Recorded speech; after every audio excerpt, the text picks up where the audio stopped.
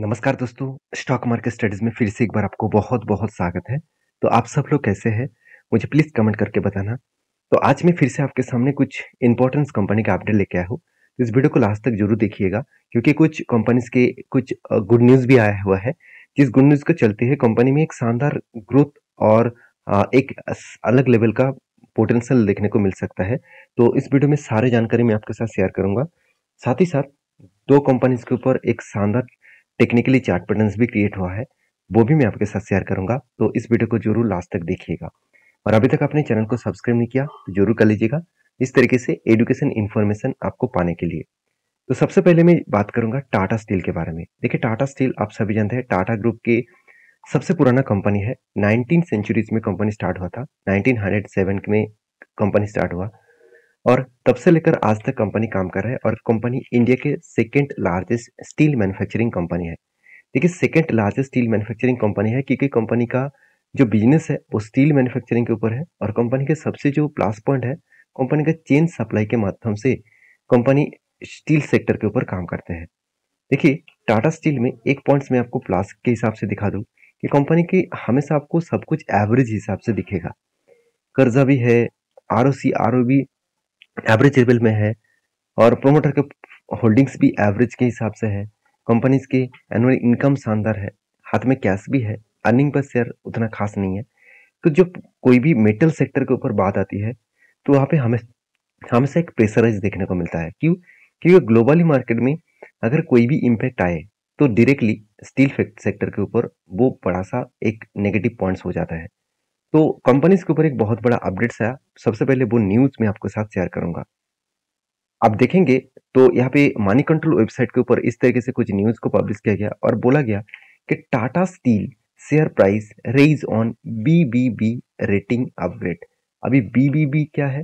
देखिए, बीबीबी है एक यू, मतलब आप देख सकते हैं यहाँ पे, देखिए फेच रेटिंग एक aspects that Tata steel UK operations cost, आप देख सकते हैं यहाँ पे competitiveness will approve in the coming month। तो इसका मतलब कंपनी के जो कंपटीशन है वो, मतलब जो कंपटीशन यहाँ पे देखने को मिला उस हिसाब से एक बीबी मतलब यहाँ पे देखिए जो कैटेगरीज को जो ग्रेडिंग दिया गया वो ट्रिपल बी दिया गया। तो ट्रिपल बी दिया गया, इसका मतलब कंपनी के ऊपर एक मैसिव मोमेंटम जंप आपको देखने को मिल सकता है कि टाटा स्टील अच्छा खासा यहाँ पे काम करने वाले हैं। देखिए, अभी रिजल्ट आने वाले हैं, रिजल्ट जो आने वाले हैं यहाँ पे आप देखेंगे तो रिजल्ट जो आने वाला है वो कुछ इस लेवल का आने वाला है। तो मेरे हिसाब से क्वार्टरली जो रिजल्ट है वो इस बार भी देखिए शानदार रिजल्ट आने का चांसेस है।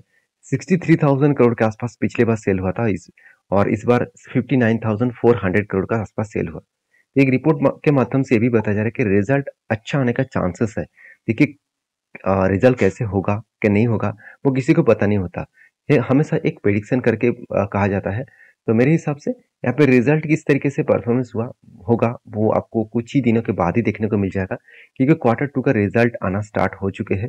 तो क्वार्टर टू का टाटा स्टील का जो रिजल्ट है वो जल्द से जल्द आने वाले हैं। तो इसके ऊपर आपको फोकस रखना चाहिए क्योंकि रिजल्ट आने के बाद ही इस कंपनी के ऊपर आपको अगर रिजल्ट अच्छा है तो एक मैसिव मोमेंटम दिखेगा, अगर रिजल्ट खराब आए तो एक भारी भरकम गिरावट देखने को मिल सकता है क्योंकि पिछली बार भी कंपनी ने प्रॉफिट को कम किए थे। अगर इस बार भी प्रॉफिट कम हुआ तो एक कंपनी के ऊपर एक थोड़ा सा सेल अप देखने को मिलेगा क्योंकि कुछ क्वांटिटी यहाँ पे बड़े से बड़े इंस्टीट्यूशन भी सेल करेंगे। क्योंकि देखिए, यहाँ पे एज ए इन्वेस्टर के बारे में बात करूँ तो प्रोमोटर के बाद एफएस के पास देखिए 21%, 21.5% के आसपास होल्डिंग था। उन्होंने कुछ कुछ क्वांटिटी सेल अप किए और उसका फायदा डीएस ने उठाया और प्रोमोटर के पास जितना होल्डिंग्स था पहले उतना भी होल्डिंग्स है और पब्लिक के पास कुछ क्वांटिटी यहाँ पे सेल अप किया गया है। तो कहने का मतलब है कि थोड़ा सा प्रेशराइज तो बनने जा रहा है। तो अभी देखा जाएगा रिजल्ट किस तरीके से आ रहा है और उसके साथ साथ आपको एक चीज और भी दिखा दूं। देखिए, लास्ट कुछ फ्यू मंथ्स का डेटा दिखा दूं तो कंटिन्यूसली यहाँ पे एक सेल अप देखने को मिला है। सेल अप मतलब यहाँ पे देखेंगे तो म्यूचुअल फंड कंटिन्यूसली यहाँ पे क्या कर रहा है, सेल कर रहा है। तो अच्छा खासा यहाँ पे म्यूचुअल फंड के माध्यम से, सॉरी, बाई कर रहा है। तो म्यूचुअल फंड के माध्यम से अच्छा खासा यहाँ पे बाइंग हो रहा है और लास्ट जून मंथ में, अगस्त मंथ में अच्छा खासा मतलब एक बेस्ट तरीके से बाइंग देखने को मिला। तो मैं जरूर कहूंगा टाटा स्टील के ऊपर आप फोकस रखिए क्योंकि इस कंपनी के ऊपर एक शानदार तरीके से चार्ट पैटर्न भी बना, एक शोल्डर बना, उसके बाद यहाँ पे शोल्डर नहीं, एक कप बना, उसके बाद एक हैंडल्स भी बना। तो कप विथ हैंडल पैटर्न्स बनने के बाद यहाँ पे ब्रेकआउट भी हुआ, और इस कैंडल ने कंफर्मेशन कर दिया। तो मैंने आपको ये भी बताया कि जब इस तरीके से ब्रेकआउट होने के बाद कंफर्मेशन होता है तो मैं कभी इस तरीके से जगह पे एंट्री नहीं लेता। अगर एंट्री भी लेता तो कुछ ही क्वांटिटी के साथ। जब यहाँ पे करेक्शन होकर नीचे आएगा तब मैं एंट्री लूंगा। तो मेरा एंट्री एक्चुअली इस कैंडल के ऊपर है, आसपास आया तो मैंने एंट्री लिया, और नीचे आने के बाद मैं इंतजार कर रहा था कि अगर 200 डेज ईएमए को टच करेंगे तो और भी ज्यादा क्वांटिटी ऐड करूंगा। तो उसके बाद मेरे हिसाब से इजीली टारगेट यहाँ तक हुआ, तो 147 इस लेवल का टारगेट हुआ, तो मुझे टारगेट मिलेगा 18% के आसपास। उस दिन के लिए मैं इंतजार कर रहा हूँ। आपकी क्या राय है इसके ऊपर जरूर कमेंट्स करना। और हाँ, इस अपडेट को मैं पहले ही आपको टेलीग्राम में शेयर कर चुका हूँ, टेलीग्राम में जाकर ज्वाइन कर सकते हैं, नीचे सारे लिंक्स अवेलेबल है। तो नेक्स्ट जो कंपनी है जिसके बारे में बात करूँ उसका नाम है टानला प्लेटफॉर्म लिमिटेड। तो टानला प्लेटफॉर्म लिमिटेड जो एक आईटी सेक्टर सॉल्यूशंस कंपनी है, तो इस कंपनी के ऊपर आपको फोकस रखना चाहिए, क्योंकि इस कंपनी के ऊपर बहुत ज़्यादा फ्यूचर पोटेंशियल आपको देखने को मिलेगा। क्योंकि कंपनी देखा जाए तो सॉफ्टवेयर सॉल्यूशन के ऊपर काम करते हैं, क्लाउड कम्युनिकेशन के ऊपर काम कर रहे हैं। तो इस कंपनी के ऊपर ग्रोथ होने का चांसेस बहुत ज़्यादा है, क्योंकि आईटी सेक्टर का ग्रोथ आज नहीं तो कल जरूर होगा। इसका कस्टमर बेस देख लीजिए, कंपनी टेलीकॉम सेक्टर को भी काम कर रहे हैं, बैंकिंग सेक्टर के ऊपर भी काम कर रहे हैं।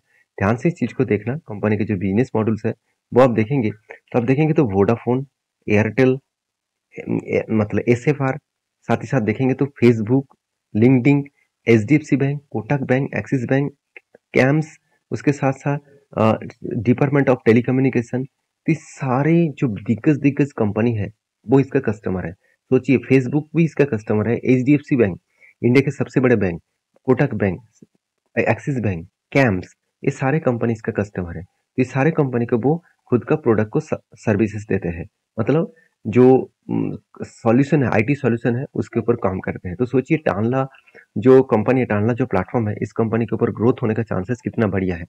तो कंपनी का परफॉर्मेंस भी बेस्ट है, आरओसी आरओई बेस्ट देखने को मिलेगा। इंडस्ट्रीज पी रेशियो के बारे में बात करूँ तो कंपनी के पी रेशियो एकदम सस्ते में है, रीजनेबल में है, इनकम भी अच्छा खासा है, कर्ज एकदम जीरो है, हाथ में कैश भी है और प्रोमोटर के पास होल्डिंग्स भी है। अभी 2 पॉइंट्स मुझे देखना है कंपनी का क्वार्टरली रिजल्ट। देखिए, कंपनी के सेल्स लगातार बढ़ते जा रहे हैं, हर साल को कंपनी बीट की है सेल्स को। एक्सपेंस को मेंटेन करने के बाद कंपनी जो नेट प्रॉफिट किया 104 करोड़, 100 करोड़, 130 करोड़, तो यहाँ पे भी एक अच्छा खासा एक प्रॉफिट, नेट प्रॉफिट देखने को मिला, जिस नेट प्रॉफिट के चलते हुए कंपनी के ऊपर एक पॉजिटिवली मोमेंटम देखने को मिला है। अभी मैंने कहा, मतलब मैं कहा कौन सा जगह पे ट्रेड लिया था, क्यों लिया था, वो मैं आपके साथ शेयर करूंगा। उससे पहले कंपनी का बैलेंस शीट देख लीजिए। कंपनी का रिजर्व लगातार बढ़ते चले गए, कंपनी का फिक्स एसेट भी बढ़ता चला गया, और कंपनी का कर्जा कम होता गया, एकदम ना के बराबर कर्जा है। और CWIP में कंपनी करीबन 64 करोड़ के आसपास पैसा लगा के रखा है। इसका मतलब कंपनी बिजनेस पर्पस में अच्छा खासा पैसा भी लगा रहा है, जो पैसा नेक्स्ट ईयर में आपको फिक्स एसेट में ऐड होता दिखेगा। तो इसीलिए शायद इन्वेस्टर भी इस कंपनी के ऊपर भरोसा करते हैं, चाहे एफएस हो, चाहे डीएस हो, चाहे पब्लिक हो। यहाँ पे क्वेश्चन मार्क यही आएगा कि डीएस के पास तो उतना होल्डिंग्स नहीं है, सिर्फ ना के बराबर होल्डिंग है। तो कोई बात नहीं, एफएस ने तो इतना माल उठाया है ना, और प्रोमोटर के पास भी तो अच्छा खासा होल्डिंग है, इस बात को भी तो आपको देखना चाहिए ना। तो रही बात इस कंपनी की, एक बार वेबसाइट विजिट करेंगे तो कंपनी का वेबसाइट में आपको सब कुछ बिजनेस मॉडल देखने को मिलेगा, जैसे मैसेजिंग सेक्टर में, वॉइस सेक्टर में, साथ ही साथ टीओटी जो कम्युनिकेशन है, मतलब जो टेली कम्युनिकेशन है, उसके ऊपर भी कंपनी काम कर रहा है। तो कंपनी के जो प्रोजेक्ट है, कंपनी का जो बिजनेस है, आप वेबसाइट में आपको दिखेगा। देखिए, मैं पहले ही बोल चुका हूँ, इसका बड़े से बड़े दिग्गज इसका कस्टमर है, वोडाफोन, एयरटेल, फेसबुक, लिंक्डइन। तो इस तरीके से दिग्गज दिग्गज इसका कस्टमर बेस आपको देखने को मिल जाएगा। तो रही बात इस कंपनी के ऊपर, कुछ दिनों से देखिए लगातार, और अप्रैल, मई, जून, जुलाई और अगस्त हर मंथ में तगड़ा बाइंग किया जा रहा है। तगड़ा मतलब बहुत तेजी से बाई किया जा रहा है, कंटिन्यूसली इसके ऊपर बाई हो रहा है, और अलग लेवल का बाई हो रहा है। तो म्यूचुअल फंड ने लगातार लगातार बाइंग करते जा रहा है, और जिसके चलते शेयर में एक मैसिव मोमेंटम मुझे देखने को मिला है। वो कहाँ पे है, ध्यान से देखना। मैंने कहाँ पे एंट्री लिया था, मैंने एंट्री एक्चुअली इस जगह पे लिया था। एंट्री इस जगह पे लिया, मेरा टारगेट यहाँ तक था। तो यहाँ पे एंट्री मैंने क्यों लिया वो सबसे पहले समझ लीजिए। देखिए, बिग क्रैश यहाँ पे देखिए, ऊपर साइड से अगर देखूँ तो मैं कंटिन्यूसली करेक्शन हुआ, और यहाँ पे बिग क्रैश हुआ, इस लेवल को टच किया। देखिए, जब भी इस लेवल को टच किया उसके बाद देखिए वापस गया, फिर से इसी लेवल को टच किया, उसके बाद फिर से वापस गया। क्यों? क्योंकि देखिए, यही लेवल कंपनी के लिए एक स्ट्रॉन्ग स्ट्रॉन्ग रेजिस्टेंस था, उसको ब्रेक किए थे, ऊपर गए, उसके बाद यहीं पे इसका सपोर्ट बना। थोड़ा सा मैं आपको जूम करके दिखा देता हूँ, और भी आपको क्लियर हो जाएगा। देखिए, यहाँ पे क्या हुआ, ऊपर गया, उसके बाद नीचे आने के बाद यहाँ पे स्ट्रॉन्गली हाई वॉल्यूम के साथ यहाँ पे एक सपोर्ट क्रिएट किया। उसके बाद देखिए ऊपर गया, वही रेंज तक गया जो रेंज मैंने आपको मार्किंग किया, क्योंकि यही रेंज को वो बार बार रिटेस्ट किया, ऊपर 2-3 बार रिटेस्ट किया, बहुत बार रिटेस्ट किया, उसको तोड़ नहीं पाया, फाइनली यहाँ पे ब्रेकआउट किया और उसके बाद देखिए एग्जाम हुआ। तो इसीलिए एक रेंज यहाँ पे बना। तो जब भी इस लेवल में आया तो यहाँ पे मैंने एंट्री नहीं ले पाया, क्योंकि तब मैंने इसके ऊपर एनालिसिस नहीं किए थे। तो फिर से मैं एनालिसिस करके इस लेवल में मैंने एंट्री लिया और यहाँ तक टारगेट है। तो इसके ऊपर मैंने अपडेट्स मैं टेलीग्राम में आपको दे चुका हूँ, जाकर देख सकते हैं। पहले अपडेट्स मैंने आपके साथ शेयर किया था। और यहाँ पे देखिए एंट्री और यहाँ पे टारगेट में इसीलिए लिया क्योंकि यही रेंज कंपनी के लिए एक स्ट्रॉन्ग रेजिस्टेंस बना था, बहुत बार रेजिस्टेंस बने थे। अभी फिलहाल के लिए क्या करना चाहिए, देखिए फिर से इस रेजिस्टेंस को ब्रेक किए और ऊपर गया, उसके बाद नीचे आया। तो मैं जरूर कहूंगा यहाँ पे कुछ टाइम बिताने के बाद अगर फिर से कोई हाई वॉल्यूम के साथ या फिर इस तरीके से वॉल्यूम के साथ अगर ब्रेकआउट करे तो मैं फिर से एंट्री लूंगा। और मेरा टारगेट रहेगा इसका फर्स्ट जो रेजिस्टेंस है, फर्स्ट जो मतलब रेजिस्टेंस बनेगा उस लेवल तक, करीबन 1440 रुपीज के आसपास। तो मैं फिर से एंट्री लेने वाला हूँ और एक स्विंग ट्रेडिंग्स के हिसाब से एंट्री लूंगा। तो बाकी आपके क्या राय है इस कंपनी के ऊपर जरूर कमेंट्स करके बताना। तो नेक्स्ट जो कंपनी है जिसके बारे में बात करूँ उसका नाम है डिक्सन टेक्नोलॉजीज। देखिए डिक्सन टेक्नोलॉजीज के ऊपर जब से Xiaomi के ऊपर इसकी Xiaomi ने इस कंपनी के साथ डील किए कि Xiaomi इंडिया में कोई भी मोबाइल्स वगैरह बनाएंगे, उसका फोन्स के जो ग्लासेस होते हैं वो बनाएंगे, तो वो डिक्सन टेक्नोलॉजीज के साथ जुड़कर काम करेंगे। तो जब से इस तरीके से रिपोर्ट आया तब से इस कंपनी के ऊपर एक तेजी देखने को मिला, क्योंकि डिक्सन टेक्नोलॉजीज एक कंज्यूमर ड्यूरेबल्स बनाने वाला अकेला एक लीडिंग कंपनी है। इस सेक्टर में देखिए जितने सारे कंपनीज है वो सारे कंपनीज का मार्केट कैप अगर जोड़ भी दिया जाए तो भी डिक्सन टेक्नोलॉजी के आसपास नहीं पहुंच पाएंगे। तो मेरे हिसाब से यहाँ पे एक प्लस पॉइंट के हिसाब से देखने को मिला। अभी डिक्सन टेक्नोलॉजी के बारे में एक ही बात कहूंगा, इस कंपनी के ऊपर एक मैसिव मोमेंटम आपको जरूर देखने को मिलेगा, क्योंकि कंपनी जो जो प्रोडक्ट्स के ऊपर काम कर रहा है वो प्रोडक्ट बहुत ज्यादा डिमांडेबल है। जहाँ पे एलईडी लैम्प हो गया, एलईडी टीवी हो गया, हाउस एप्लीकेशन जैसे वॉशिंग मशीन, फ्रिज, रेफ्रिजरेटर, इस तरीके से प्रोडक्ट हो गया, लाइटिंग हो गया, उसके साथ साथ एलईडी लाइट्स वगैरह हो गया, उसके साथ साथ मोबाइल फोन, स्मार्टफोन, उस सीसीटीवी, उसके साथ साथ मेडिकल जो इक्विपमेंट्स है, ये सारे प्रोडक्ट्स कंपनी बनाते हैं। तो कंपनी का हाई ग्रोथ होने का चांसेस है। हाँ, अभी थोड़ा सा वैल्यूएशन हाई है। कितना हाई है मैं आपको एक बार दिखा दूं कि कंपनी की जो वैल्यूएशन है, एवरेज पी रेशियो के बारे में बात करूँ तो 100 के आसपास है और कंपनी का करंट पी रेशियो है 111। तो थोड़ा सा ओवर वैल्यूड के हिसाब से देखने को मिला है। अभी कंपनी का देखिए कर्जा ना के बराबर है, इनकम भी है और आरओसी आर बेस्ड है। कंपनी के 2 पॉइंट्स आपको अच्छा लगेगा, वो है क्वार्टरली रिजल्ट।